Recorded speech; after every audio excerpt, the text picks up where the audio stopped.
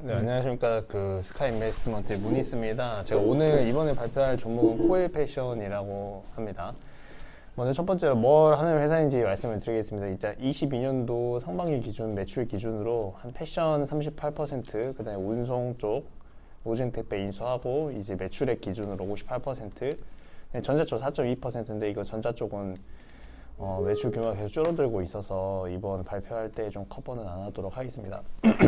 그래서 이제 패션 부문 쪽에서는 어떻게 이제 매출이 구성되어 있다 보니 살펴보니까 언더웨어 쪽이 55%, 의류랑 레포츠 쪽이 한 43%로 계속 증가하고 있고 나머지 자파 화장품 2%인데 의류 쪽에는 언더웨어랑 의류 레포츠 그쪽으로 보시면 될 것 같습니다. 그리고 특이사항으로 작년 하반기에 로젠택배 인수했습니다. 1년 기준으로 매출 한 7천억 정도 나오고 영업이익 한 300억 정도 나오는 택배 회사고 제가 알기로는 국내에서 한 4위 정도 하고 있는 걸로 알고 있어요.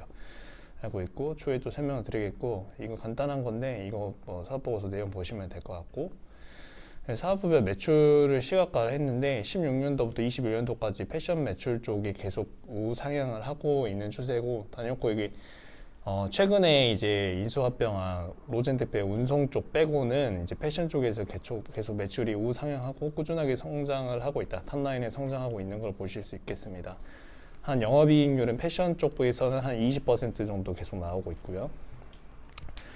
그래서 이제 이게 다른 라이센스 상장 유명한 회사가 있는데 그 상장사 말고도 다른 국내에 있는 모든 의류 브랜드사 평균이 영업이익률이 한 6.6%가 정도 됩니다. 근데 코엘 패션 사업부가 20.5%인데 이걸 제가 알아보니까 이게 상대적으로 라이센스를 많이 취급을 하다 보니까 상대적으로 마케팅 비용을 좀 적게 하는 그런 좀 장점이 있더라고요. 그래서 지급 수수료가 좀 많이 나간 대신에 마케팅을 조금 상대적으로 덜 집행하지 않나 싶어가지고 그런 부분이 좀 반영이 돼서 영업이익률이 높은 측면이 있고 이 유명한 라이센스를 좀 설명을 할 텐데 그 속옷이나 이런 거를 판매를 할 때 누구나 다 알 것 같은 그 퓨마나 아디다스 뭐 이런 것들을 활용을 해서 팔기 때문에 상당히 원래 기존 신규 브랜드 자체 브랜드를 아니어도 사람들이 친숙하게 유명한 그런 그 마케팅 효과를 가질 수 있다. 뭐 그런 장점이 있습니다. 그래서 이제 사업보고서 봤는데 광고 선전비 봤는데 비슷한 이제 실적을 내는 이제 더네이처 홀딩스라는 회사랑 비교해 봤을 때 최근에 21년도에 127억하고 21년도 한 80억 정도로 지금 코엘 패션 나오고 있고요. SJ 그룹 같은 경우에는 뭐 실적 그 탑라인이 좀 적은 것도 있고 그리고 여기는 좀 광고를 좀 많이 안 쓰는 회사인 것 같아요. 그래서 좀 적은 것 같고 FNF 참고해 주시면 될 것 같고요.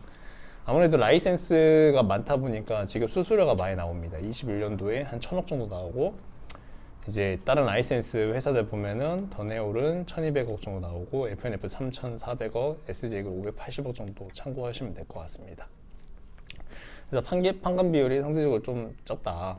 그 마케팅 비용 측면이나 그리고 특이한 게 여기가 오프라인 대리점이 거의 없어요. 다 홈쇼핑과 같은 그런 온라인에서 판매되고 있기 때문에 그쪽에서도 좀 비용 단위 좀 다르지 않나 라고 좀 생각이 들고 있고요. 해서 또 시각화 보면은 언더웨어 쪽은 꾸준하게 뭐 60%에서 55%로 왔다 갔다 하는 거 볼 수 있겠고요. 의류 레포츠 쪽이 한 20년도 기준으로 조금씩 증가하고 있다라고 보시면 될 것 같습니다.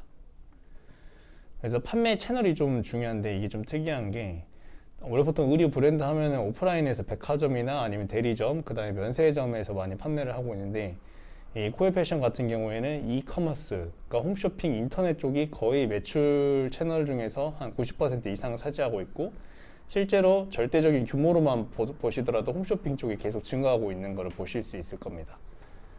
그래서 판매를 이렇게 하고 있고 그러면 인구 내수로만 따지면 인구도 줄어들고 있는데 홈쇼핑의 판매 치우치면은 뭐 줄어드는 거 아니냐라고 해서 봤더니 홈쇼핑 관련된 실적은 계속 또 우상향을 하고 있더라고요. 16년도부터 한 번도 안 꺾이고. 네. 그래서 이 부분에 대한 리스크는 아직 아닌 것 같다. 내수 뭐 줄어든 거나 이런 건 아닌 것 같고.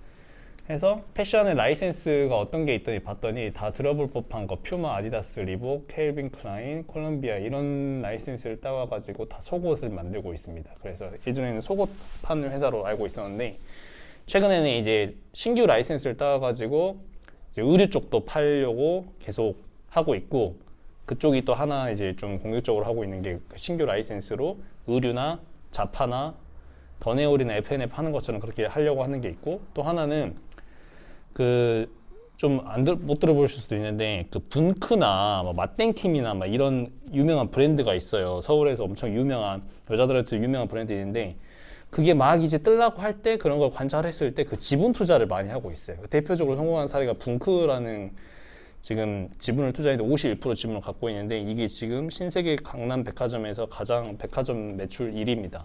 계속 늘어나고 있고, 이런 식으로 지분 투자도 많이 하고 있습니다. 이렇게 지분 투자한 브랜드가 한 10개 정도 되는 걸로 알고 있어요. 알고 있고, 어쨌든 메인 아이디어는 뭐냐, 이제 주주 친화적 대주주와 동행한다.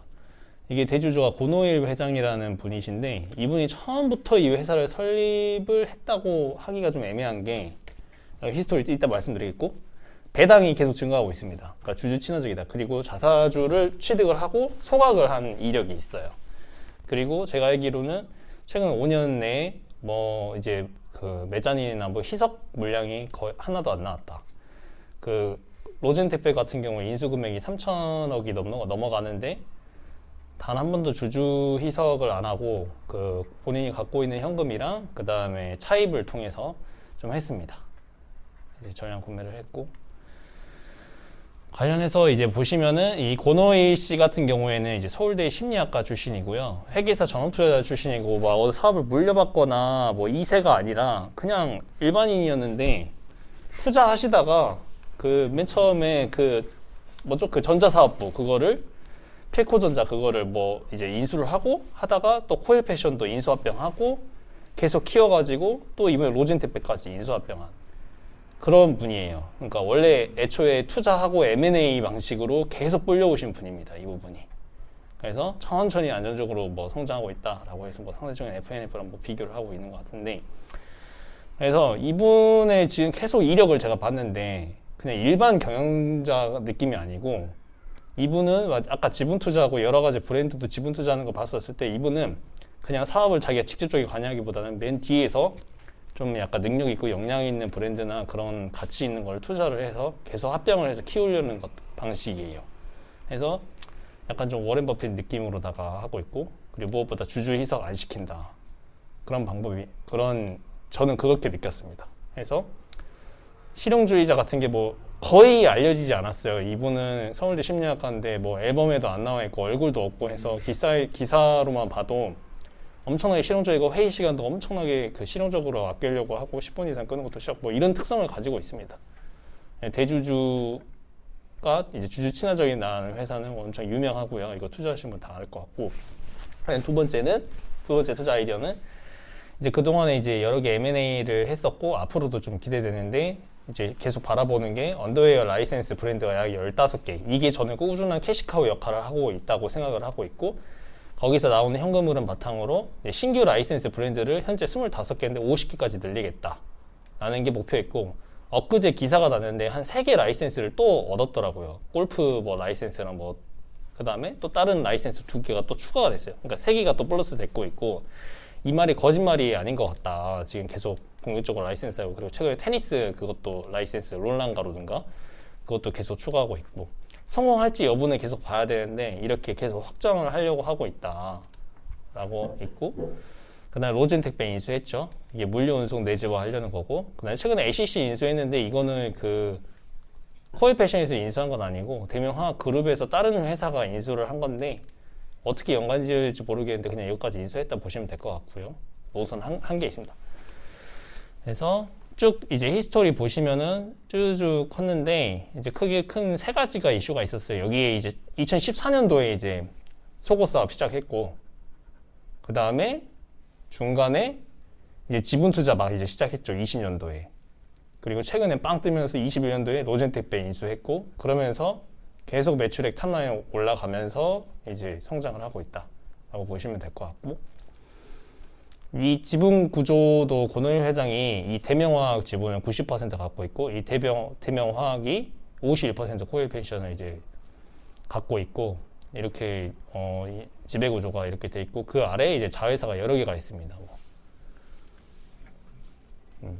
보시면 될 것 같고, 그다음에 세 번째 아이디어로는 최근에 이제 라이센스 브랜드 네, 그래서 세 번째 아이디어는 이제 신규 라이센스 브랜드 이제 따가지고 이제 해외 진출도 도전하고 오프라인에서 매저 확대하고 이제 공격적으로 하고 있다. 최근에 주식 굿디로 뭐 골프웨어 라이센스 따고 롤랑 가로 따고 추가로 또 어제 또 라이센스가 한 두세 개 또 나왔어요. 엄청 거의 문어발식 느낌으로다가 애초에 속옷도 문어발식으로 그렇게 사업을 계속 했었고 약간 비슷하게 가는 것 같아요.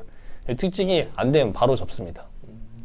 좀 안 되다 싶으면 질질 끊는 게 아니라 막 비용 안 투자하고 좀 안 매다 싶으면 바로 접어버려요. 그런 스타일입니다. 그래서 어떤 경영체는 공격적으로 라이센스 확장하고 소형 브랜드 지분 투자하는 식으로 하고 있다. 그래서 모노발식으로 이렇게 좀 키우고 있고 애초에 좀 투자하는 방식으로 지분 투자하는 방식으로도 많이 하고 있고 뭐 분구 뭐 이런 것도 계속 성공하고 있고 계속 막 지분 투자식으로 라이센스도 확장하고 약간 그런 느낌으로다가 약간 사업을 하는 느낌이고요. 뭐 이제 내재화 시킨다 그래가지고 로젠 택배 인수하니까 뭐 이렇게 말 붙인 것 같은데 예, 지금 그리고 추가적으로 이제 판매 채널에 뭐 아울렛도 하나 갖고 있더라고요. 그리고 롯데백화점에 목포병점도 갖고 있고 뭐 해서 여러 가지 막 투자를 활발하게 하고 있고 부동산도 뭐 하고 있습니다. 한 5년 전인가 4년 전에 또 부동산에 투자를 해가지고 또 막 그 수익을 내고 있는데 그래서 향후에 50개 브랜드 확보를 하겠다라는 게 좀 목표고요.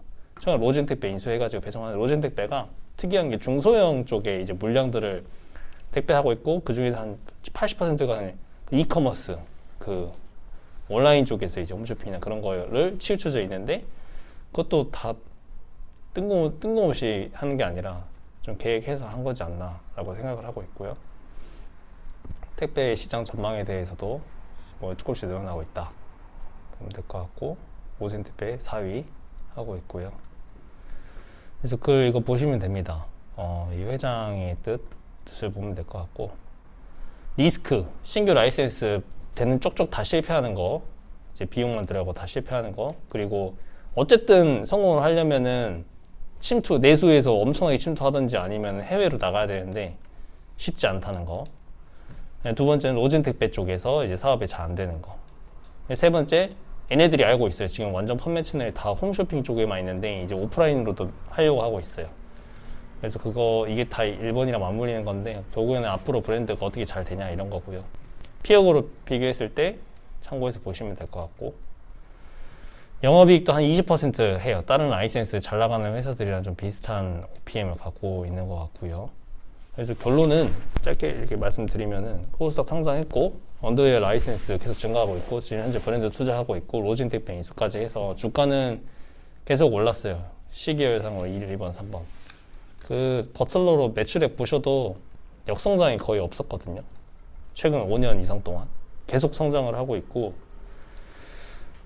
그런 측면에서는 경영 능력은 있는 것 같다. 이 회사가. 그 다음에 M&A 투자를 할 때도 이상한데 안 하는 것 같고 로젠택배랑 시너지 효과도 지금 봤을 때 좀 그려지는 것 같고 그리고 또 하나가 이제 한 개 브랜드나 두 개 브랜드에 조금 잘 나가가지고 거기서 매출이 잘 나오는 것도 분명히 해외에서 잘 되면은 그것도 장점이 있을 것 같지만은 여기는 약간 하나의 몰빵보다 여러 개의 브랜드 가지고 꾸준하게 캐시카우 역할을 할 수 있는 뭐 언더웨어 사업에서 그런 것도 있고 그 브랜드를 많이 하면 비용은 안 들어요?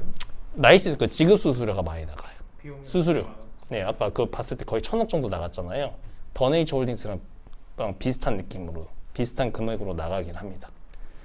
근데 그러니까 안 팔리면 안 주냐 그거지. 그 수량에 따라서 아마 그런 걸 수도 있는데 그건 한번 물어봐 볼게요. 제가 아마 다른 라이센스 회사랑 비슷할 것 같은데 해서 원브랜드 리스크 뭐 이런 건 없다.